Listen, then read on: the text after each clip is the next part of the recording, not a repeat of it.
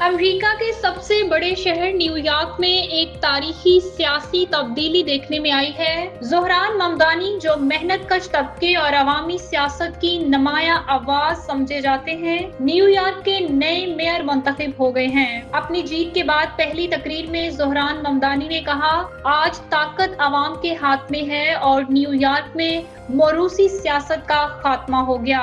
उनका कहना था कि यह फतह किसी एक फर्द की नहीं बल्कि मेहनतकशों, तारकीन वतन और इन तबकात की जीत है जिन्हें हमेशा नजरअंदाज किया गया। ममदानी ने कहा कि न्यूयॉर्क के आम लोगों ने रुकावटें तोड़कर साबित कर दिया कि तब्दीली मुमकिन है। हमने दुनिया को दिखा दिया कि मुस्तकबिल अवाम के हाथ में है। अब फैसला वही करेंगे जिन्हें असल में ताकत मिलनी चाहिए। तकरीर के दौरान उन्होंने सदर ट्रंप को भी बराह रास्त मुखातिब करते हुए कहा, डोनाल्ड ट्रंप, मैं जानता हूँ तुम देख रहे हो, लिहाजा आवाज ऊंची करो, जिस पर पूरा हाल नारों से गूंज उठा। उन्होंने वादा किया कि न्यूयॉर्क अब एक ऐसा शहर होगा जहां मुस्लिम, यहूदी, तारकीन वतन और तमाम कम्युनिटीज बराबर के शहरी होंगे और इंसाफ, इज्जत और मौक़िया सबके लिए यकसा होंगे। ज़ोहरान ममदानी 1 जनवरी को बाकायदा तौर पर मेयर का हल्फ उठाएंगे और दुनिया की नजरें अब उन पर जमी है कि वो इस इनकलाबी विजन को हकीकत में कैसे बदलते हैं।